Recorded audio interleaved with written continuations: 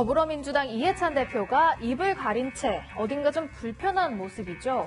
어제 당정청 협의회에서도 또 오늘 최고위원회의에서도 발언을 하지 않았습니다. 이런 사연이 있었다고 합니다.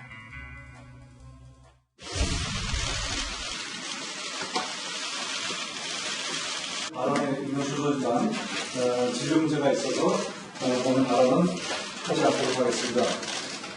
이런 감상을 다 있을 것 같은데요.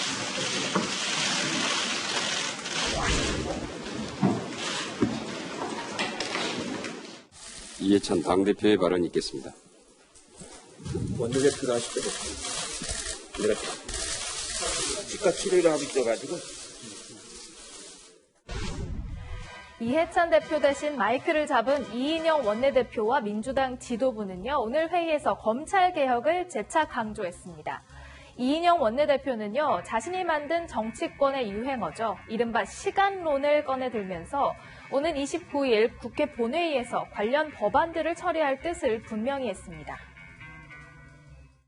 보름 뒤면 수구의 시간이 끝나고 실행의 시간이 시작됩니다. 남은 15일 동안 여야가 검찰개혁과 관련해서 법 처리를 합의할 수 있도록 최선을 다하길 바랍니다.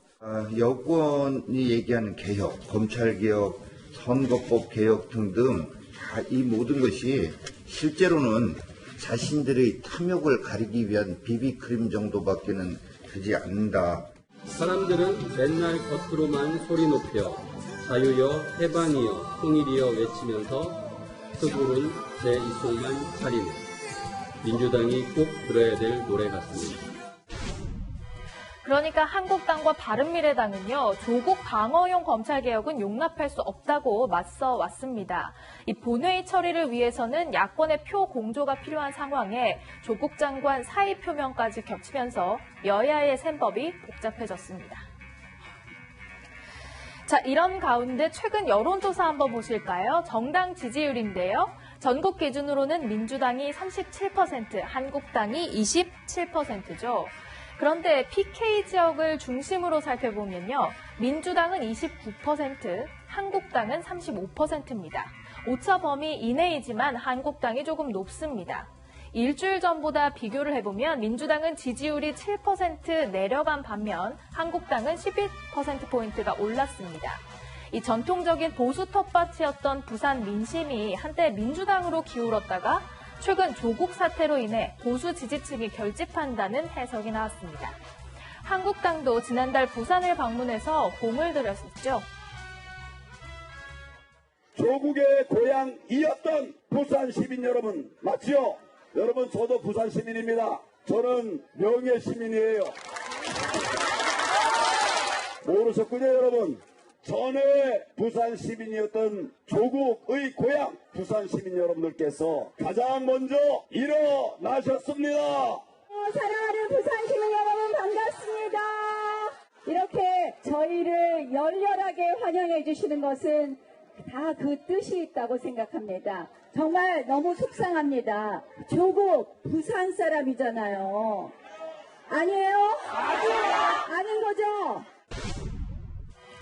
또 다른 여론조사에서도요, 이 부울경 민심은 오차범위 밖에서 자유한국당이 더 높게 나타났습니다.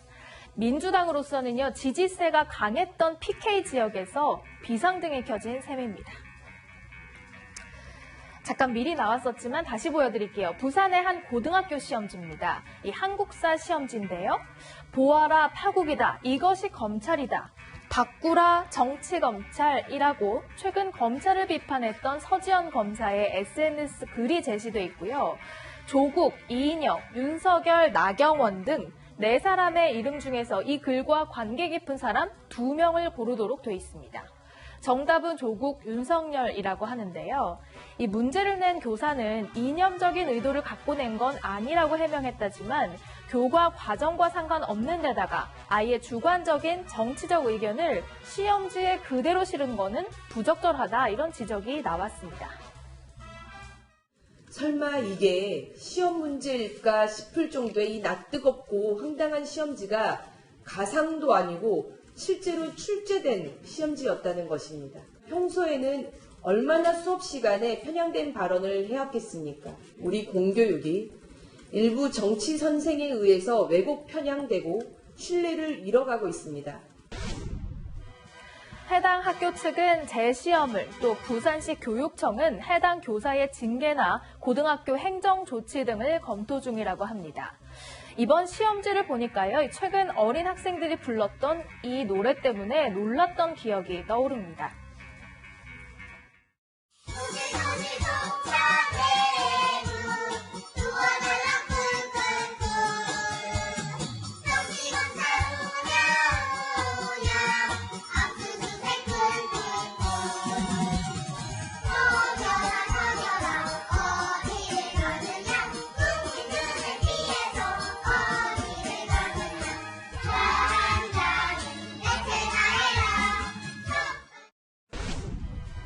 어린이와 청소년들이요, 자신들의 판단으로 정치적 시각을 가질 수 있도록 어른들은 뒤로 좀 물러서서 기다리는 게 어떨까요? 지금까지 순간포착이었습니다.